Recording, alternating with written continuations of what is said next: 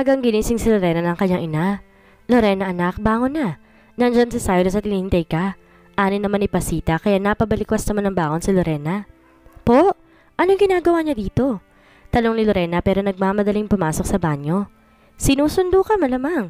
Bilisan mo na dyan, nagkakape pa naman si Cyrus. Nakailang ulit siyang pabalik-balik sa salamin at hindi makababa.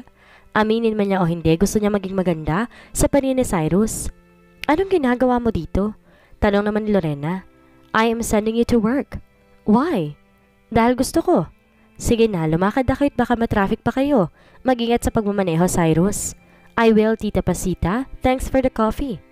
Pagsakay na ng kotse, saka nagsalitang muli si Lorena. Hindi mo naman to ani Lorena pero naputol ang lahat ng sasabihin nang maramdaman ng mga labi ni Cyrus. Good morning. And for the record, I wanted to do that since I woke up. Wika ni Cyrus na pinaandar ng sasakyan. Usap-usapan na naman si Lorena nang dumating sa opisina dahil may mga nakakitang inihatid siya ni Cyrus. Boyfriend mo na ba yung si Cyrus? Tanong ni Letty kay Lorena. Hindi. Bakit kanya hinatid? Hindi ko alam. Basta pagising ko nasa bahay na siya. Sagot ni Lorena na namumula. Ay, kinikilig ako sa friend. Ang gwapo kaya ni Papa Cyrus. In fairness Lorena, bagay naman kayo. Bagay ka maging sugar mommy ni Cyrus. Ani pa ni Aya na tinatawanan siya. Pwede ba, Aya? Inggit ka lang. Alam naman natin grabing pagkagusto mo kay Cyrus na inaraw-araw mo ng pagpunta sa Sky High. Kaso di ka naman niya pinapansin. Wika ni Letty. Wala akong balak maging sugar mommy, no? Ani pa ni Aya sabay talikod sa kanila. Sa penthouse naman ng TRN Tower, naroon na sina Cyrus at Lester. I've heard some rumors. Wika ni Lester na nakangisi. Huwag ka na namang magsimula, Lester. Inatid mo siya sa bahay at ngayon, sinundo mo early this morning. Not bad, Cyrus Thompson. Not bad. Wika ni Lester na nang-aasar. Shut up, Lester. Agang-aga yan inaatupag mo. Magtrabaho ka na nga. I'm working. I'm not the one spacing out in the middle of the day. Wika pa ni Lester na natamang inaasar pa rin si Cyrus. Jerk.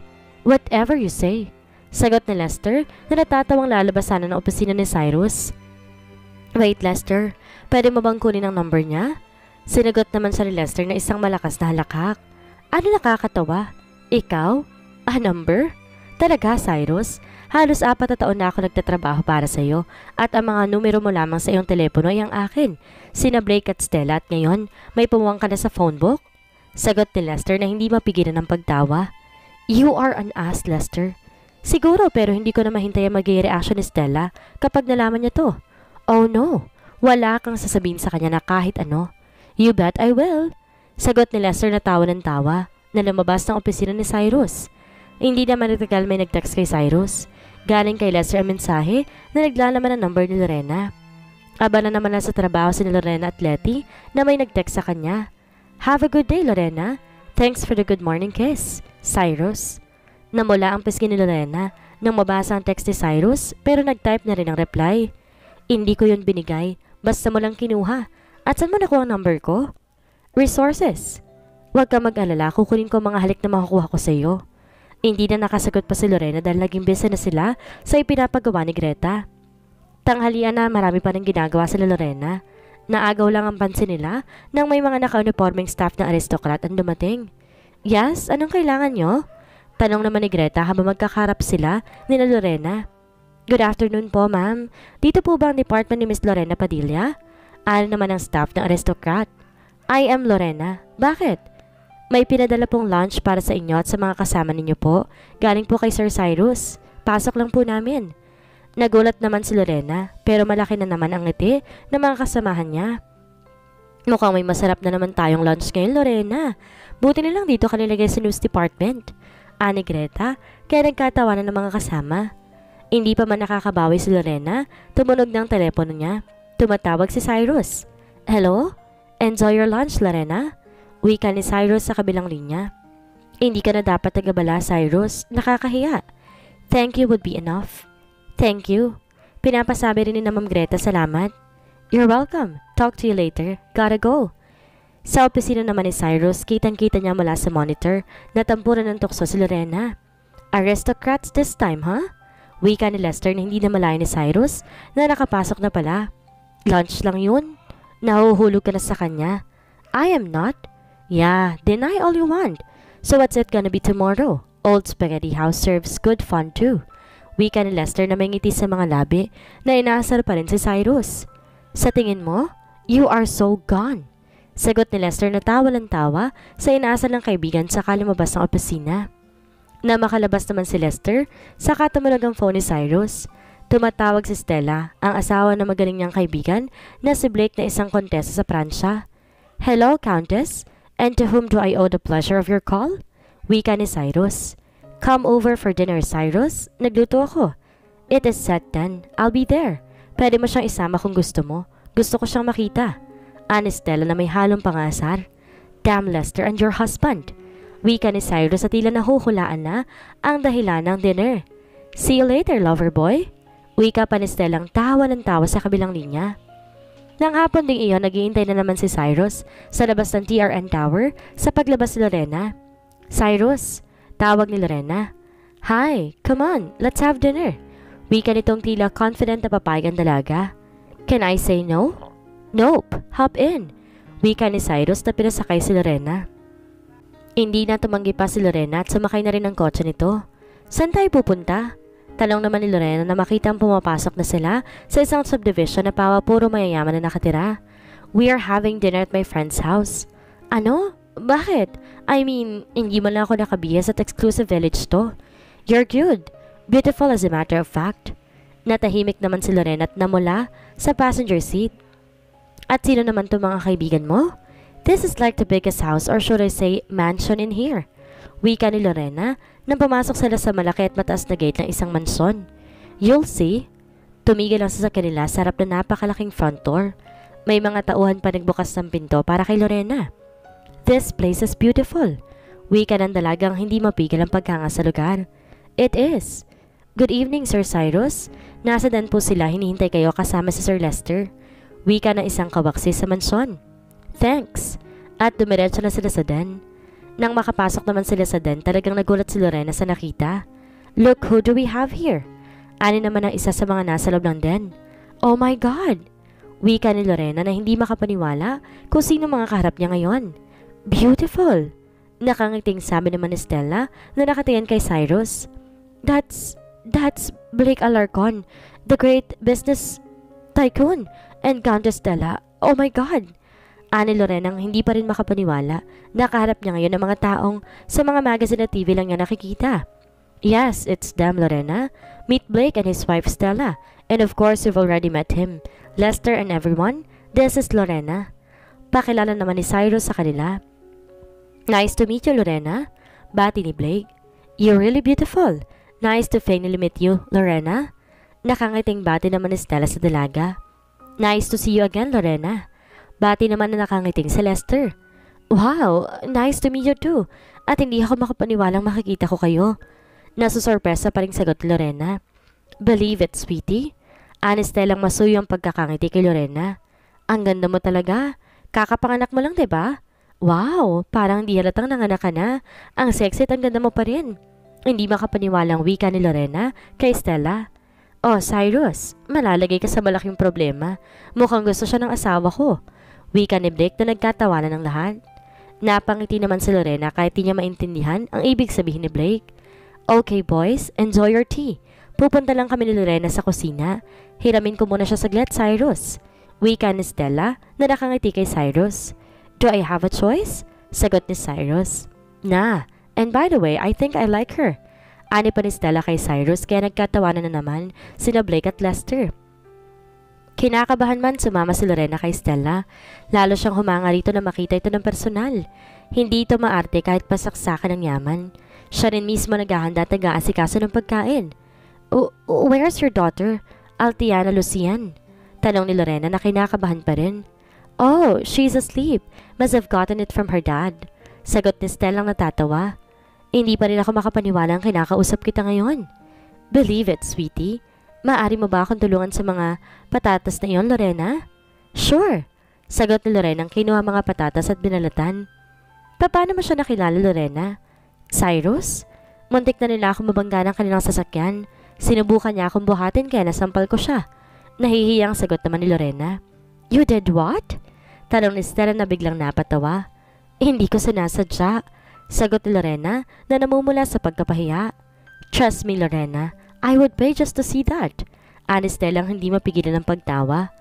Patawarin mo ako but sometimes he is really an ass. Wika ni Lorena na unti-unti nagiging ampante na kay Stella. He really is. Kaya nga nagulat ako nakakasundo mo siya. He is also sweet and thoughtful. Ani Lorena. Now sweetie, yan ang bago. Hindi ko siya nakilalang ganun. Lagi siya nagpapadala ng lunch sa TRN. Iniahatid din niya ako sa bahay. Sa TRN ka nagtatrabaho? Tanong ni Stella na bahagyang nagulat. Yeah, alam kong medyo wala na ako sa mundo nila pero gusto ko talaga magtrabaho doon. Parang panaginip na nagkatotoo. Huwag mong sabihin yan. Ganang iniisip mo dahil namumukod tangi ka. Hindi lang sila kasing hood mo. Hi, Mom! Ani naman ang biglang dumating na si Arteos at tumalik sa ina. Hi yourself, young man. Late ka na't ang baho mo na. Wika ni Stella sa anak. Sorry, Mom. Got caught up playing ball. What's for dinner? Tanong ni Arteos. Wagyu ribeye steak, sweetheart. Magwash ka muna, may bisita tayo. Sorry, that was rude of me. Ani naman ni Arteos na humarap sa kasama ng ina. It's alright. Sagot ni Lorena. Sweetheart, ito si Tita Lorena and Lorena. This is Arteos, our son. Pakilala ni Stella. Magandang gabi, Tita Lorena. Magwash lang ako. Kita tayo mamaya. Wika ni Arteos at gumiti naman si Lorena. Make it fast, sweetheart. Kasama na ni Cyrus mo si daddy mo. Cool. Bibilisan ko po. Well, now I know at least the magazines don't lie. Napakagwapo ng anak mo. Salamat. Wika ni Stella. Sa day naman naroon pa rin sina Blake, Cyrus at Lester. Siyempre, si Cyrus ang hot seat. So, ani Blake na nakatingin kay Cyrus. Ano? Patay mali siya namang tanong ni Cyrus. Ngayon, nasa nang dati yung kaibigan na si Cyrus. Hindi siya nakita sa Sky High for some time now at walang kalat na sinusubukan ko linisin lagi. Wika ni Blake. Pagod lang ako. Sagot ni Cyrus. Are you falling for the girl? What? No. Maraing pagtanggi naman ni Cyrus. Talaga, pero hindi yan na nakikita ko. Ito ang unang pagkakataon na may nakilala kang babae sa amin. Ang asawa mo nagsabi na dalhin ko siya dito. She didn't. I was there. Sinabi lang niya sa'yo na maaari mo siyang isama. Wika ni Blake na napapatawa na. I like her. I want her. Maganda siya at gusto ko siyang ikama gaya ng lagi kong ginagawa. Sagot ni Cyrus. Pero bakit may nagsasabi sa akin na ibang isang to? Siguro tama ka. Cyrus here don't do chase pero yun ang nilalaro niya ngayon. Wika ni Lester na kidagdag pa. You two are annoying. Hindi ko alam ang pinagsasabi niyo. Okay, siguro itanong na lang natin sa mama niya. Wika ni Blake. Huwag niyong isama si Tita Pasita sa mga kalokohan niyo. Biglang sagot naman ni Cyrus. So, kilala mo ng mom niya? Tanong ni Blake na nahuli si Cyrus kaya tawa ng tawan dalawa. Damn you assholes. At naputol ng kalokohan nila nang may kumatok. Dad, it's me, Arteos. Tawag ni Arteos sa may pinto. Come in. Hi, Dad. Ninong. Uncle Lester. Sabi po ni Mom ready ng dinner. Alright. Wag na natin paghintayin ng asawa ko. She hates it. Ani Blake. You're getting bigger and bigger, Arteos. Ani naman ni Cyrus na inakbayan ng inaanak. Of course. Dad said it's in the genes. Sagot ni Arteos kaya napatawan tatlo magkakaibigan. Now that's my son talking. Wika ni Blake na tawa ng tawa. Ang ganda ng girlfriend mo, Ninong. Hindi ko siya girlfriend. Not yet, Arteos. Sabat naman ni Lester. Nililigawan mo siya? Hindi naman makapaniwalang tanong ni Arteos. God, no. Sagot ni Cyrus. Akala ko rin kasi hindi mo ginagawa yun kasi ikaw nililigawan ng mga babae. Wika ni Arteos. Now that's my man. Ani Cyrus nangiti-ngiti. Huwag mong hahayaang marinig ka ni Stella, Cyrus. You're a dead meat teaching him those. Ani Blake na natatawa. Nakaupo na silang lahat sa komedor at handa na maghapunan. Serve the appetizer. Utos naman ni Stella sa isang kawaksi. Cream of watercress soup? Perfect! Wika ni Cyrus. Si Lorena naman ninibago pa rin. Hindi siya sanay kumain ng mga pagkain yon. Hindi pa nga siya nakakain sa hotel eh. Huwag kang mahiya, Lorena. Kumain ka lang. Wika ni Cyrus. It's good. Ang sarap niya. Saan ni Lorena na matikman ang nakahain sa lamesa at gumiti naman si Stella. Serve the main course. Utos ni Stella sa kawaksi na matapos sila sa appetizer. What is this, Cyrus? Tanong ni Lorena na naninibago sa pagkain at sa dami ng kuberto sa kanyang harapan. It's Wagyu ribeye steak. Here, let me help you. At ipinaghiwa ng steak si Lorena. Thank you. Nakangiti namang nakatingin sa Stella sa dalawa. Eat a lot, Lorena. Ang aking asawa mahilig magluto at mahilig siya makakita ng mga taong kumakain nito. Yes, sir. Sir, call me Blake. Pakiramdam ko ang tanda ko na kapag tinatawag akong sir. Wika ni Blake kaya nagkatawanan sila. Unti-unti nawawala ang pag-ilang ni Lorena sa mga kaharap. Masayang kausap ang mga ito at hindi matapobre. Busog na si Lorena matapos ang main course. You may serve the dessert. Utos ni Stella. Doon na, inilabas ang ginawa ni Stella na golden opulent sundae. Nakatingin lang si Lorena dito na tila ayaw itong galawin. Now forgive me everyone but that is Arteo's favorite. Wika ni Stella ang tinutukoy ang dessert. Nakakain ba yan? Tanong ni Lorena na nakatingin lang sa dessert na may mga ginto pa. It is. Huwag kang mag-alala. Ang mga ito'y nakakain ng ginto. Tikman mo to. Wika ni Cyrus. God, ganun ba sila kayayaman? Pati pagkain ginto? Ani Lorena na bumubulong lang kay Cyrus. Rich enough to afford this. Nang matapos ang dinner, nagpaalam na rin sina Cyrus at Lorena dahil gabi na rin. Maraming salamat sa masarap na dinner, Stella. You're welcome. Come back here anytime. You're always welcome here. Nakangiting sagot naman ni Stella. Thank you. Ani Lorena at nagulat pa siya nang halikan siya ni Stella sa pisngi. Habang nasa biyahe sila, nakatingin si Lorena kay Cyrus. May mali ba sa mukha ko? Tanong ni Cyrus. No, may iniisip lang ako na paano ang naging kaibigan ko mga kilala at mayayamang tao. Ani naman ni Cyrus. Hindi ko intensyong ma-offend ka. Sorry. None taken. Swerte lang ko at nakilala at naging kaibigan ko sila. Nang makarating sa tapat ng bahay ni Lorena, pinigil ni Cyrus sa bumaba ito. Teka, may kung ano sa mukha mo. Ano yon? Talong ni Lorena na biglang naghanap ng salamin. Here, let me help you. Wika ni Cyrus na inirap sa kanya mukha ni Lorena, saka hinawakan ng pisngi nito. Unti-unti inilipat ni Cyrus ang mga labi sa labi ni Lorena. Masuyong hinalikan ni Cyrus ang dalaga na habang tumatagal at lumalalim, nagiging pangahas sa mga halik nito. Naghiwalay lang ang mga labi nila ng pareho na nilang habol ang hininga. Your lips taste much better than the opulent sundae. Good night, Lorena. Hindi alam ni Lorena paano siya nakarating sa kanyang silid dahil sa Cyrus ang laman ng isip niya. Oh my, Lorena, nahuhulog ka na ba sa kanya? Tanong ng dalaga habang hawak ang kanyang labi na hinalikan ni Cyrus. Dahil sa traffic at lakas ng ulan dala ng bagyo, nagmamadali si Lorena patungo sa department niya dahil malapit na siyang mahuli. Lakad-takbong ginagawa niya hanggang sa may nga siyang lalaki. Sorry, hindi ko sinasadya. It's okay. Ani naman ang lalaki na nakatitig sa kanya at kay ganda ng pagkakangiti. Pasensya na talaga ha. Sige, nagmamadali talaga ako eh. Wika ni Lorena ang umalis naman kaagad. Nang makarating siya sa newsroom, beating the red light na si Lorena. Naku naman, Lorena. Kala ko pababayaan mo na ako dito. Buti nilang wala pa yung guest para sa show ngayon. Sorry, Letty. Sobrang traffic. Hindi ka ba sinundo ni Papa Cyrus ngayon? Nag-text lang siya kanina na hindi daw niya ako masusundo sa bahay. May aasikasuhin daw. Disappointed ka? Talong ni Letty na nunukso. Hindi naman niya obligasyong sunduin ako eh. Sus, dedenay ka pa. Tara na nga at baka tayo naman na mapagalitan ni Ma'am Greta. Napagalitan na si Aya kanina.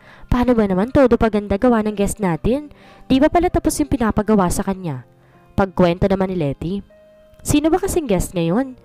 Yung may-ari lang naman po ng Lions Cruise and Shipping Lines, si Cedric J. Anderson po. Yung dumating sa bansa dahil nagbukas sa negosyo niya dito sa Pilipinas. Mayaman na, gwapo pa. Pagbabalita naman ni Letty. Para narinig ko ngayon sa balita kaso tinutuluan ko si Mama kagabi, di ko napanood. Ani naman ni Lorena. Ewan ko ba sa yung babae ka? Bakit ba para kang walang kahilig-hilig sa gwapo? Wika ni Letty na tinawanan lang ni Lorena. Guys, be ready. Nandito na si Mr. Anderson. Sigaw naman ni Miss Greta. Habang sinalubong ng halos lahat ang guest nila, abala naman si Lorena sa tinatapos niya para sa isang segment ng morning news nila. Lorena, halika nga. Nandiyan na si Pogi, talian mo. Wika ni Letty hindi mapakali. Paglapit nila'y kasalukuyan si Aya, ang bumibida sa negosyante. Welcome to the Philippines, Mr. Anderson. Wow, you're really handsome in person. Flirt na namang sabi ni Aya. Thank you. Tipid namang sagot ni Jay pero nadakonting niya kay Lorena, ang babaeng nakabangga sa kanya kanina. Hi there, Miss Beautiful. Ngiting-ngiting sabi naman ni CJ na nakatingin kay Lorena. Me? Tila hindi naman makapaniwalang tanong ni Lorena. Yup, you. Yung babaeng nakabangga sa akin kanina. Sagot ni CJ na ngiti-ngiti kay Lorena. Ikaw pala yun. Sorry Mr. Anderson, hindi ko sinasadya. Tila napahiya namang sagot ni Lorena. Sabi ko ayos lang at pwede mo akong tawaging CJ, Miss Beautiful? Nakomendat pa kay Lorena. Lorena, that's my name. Pakilala ni Lorena na tila nahihiya pa. Suits you. See you around, Lorena. Ani naman ni CJ na sumunod sa magbe-briefing sa kanya para sa interview. Nakakainis ka, Lorena. Wala kang kahilig-hilig sa gwapo pero ikaw naman ang hilig nila. Ani pa ni Letty. Tumigil ka nga, Letty. Nakakahiya. Pagsaway ni Lorena dito. Totoo naman na. Si Papa Cyrus tapos ganito si Papa CJ. Ang swerte mo ha. Pero mas bet ko si Papa CJ. Gwapo ng yaman pa. Although mas gwapo si Papa Cyrus kaya lang wala ka namang kinabukasan dun. Ani pa ni Letty. Tama na nga, Letty. Wika ni Lorena. Oo nga, tama na. Huwag masyadong ambisyosa. Sa tingin mo ba papansinin ka ni CJ? Dream on, Lorena. Ani naman ni Aya. Oo naman. Pinansin na nga siya kanina, diba? Di tulad mo. Saka huwag mo nga siyang tawagin CJ. Hindi kayo close. Sa pagkakarinig ko kasi si Lorena lang sinabihan niya na tawagin siyang CJ. Hindi ikaw. Wika ni Letty na lalo pang binuwisit si Aya na nag-walk out naman. Halos nakatangang lahat habang ini-interview sa CJ. Marami talaga nagkakagusto dito dahil gwapo na yung mayaman pa. Nang matapos sa interview, muling nilapitan ni CJ sa Lorena. Hi! Hello! This is for you. Wika ni CJ sabay abot ng 2 cruise passes kay Lorena. Ano to? Cruise passes for the opening of MV Anderson Heart. Sana makapunta ka. Of course, Mr. Anderson. I will make sure that Lorena will be on board. Wika ni Letty na siyang sumagot para kay Lorena.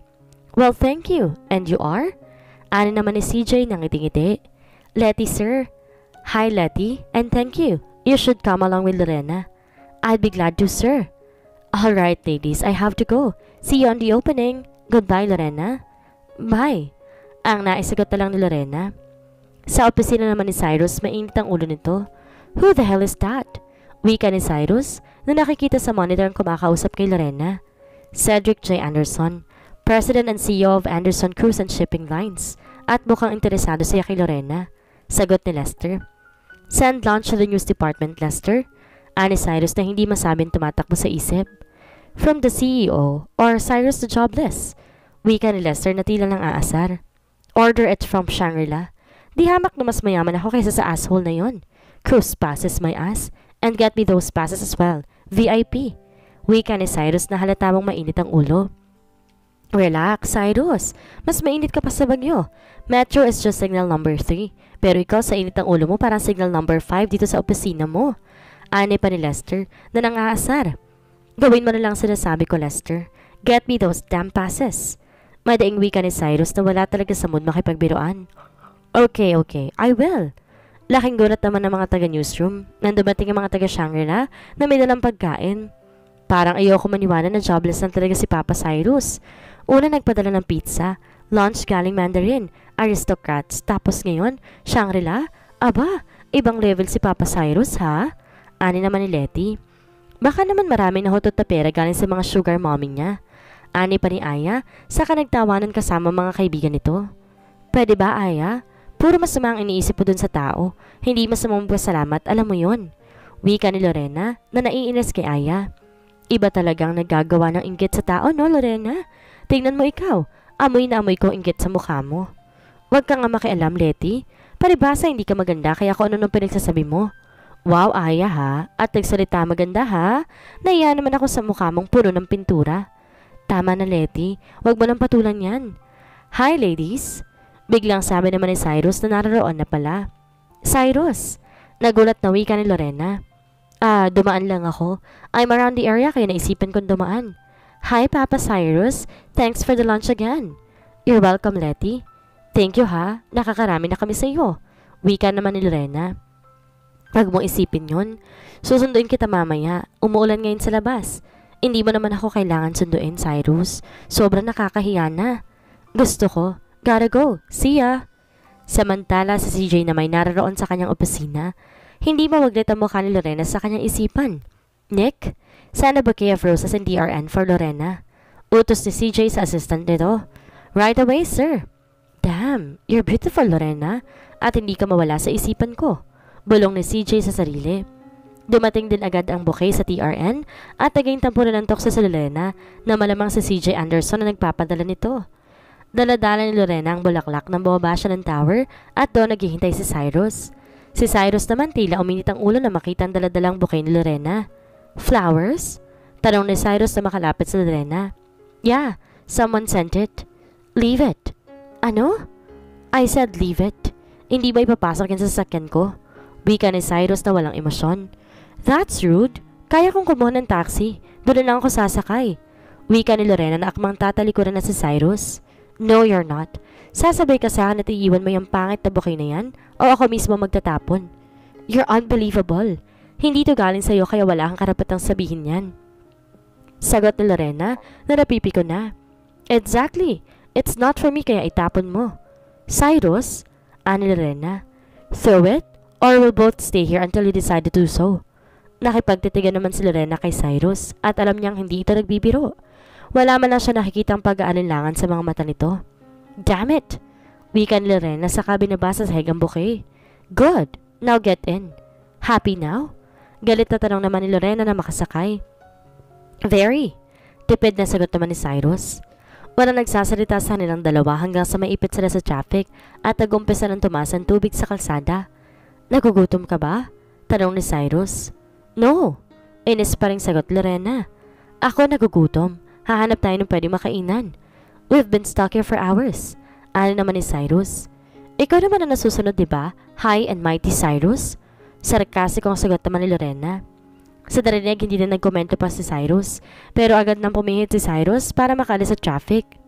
Nag-counterflow ito na ikinagulat ni Lorena. Anong ginagawa mo? Getting us out of here. Delikadong ginagawa mo. Sira ka ba? Now you're talking. You're impossible. Wika ni Lorena na nanahimik na lang ulit sa kinaupuan niya. Ilang minuto pa sila nagbiyahe hanggang sa lumiko si Cyrus sa isang lugar. Hindi ito restaurant, Cyrus. Nasaan ba tayo? You'll see, sagot ni Cyrus. Saan kaya dinala ni Cyrus si Lorena? Maging problema kaya ni Cyrus si CJ sa dalaga? Yan ang ating aalamin sa susunod nating kabanata.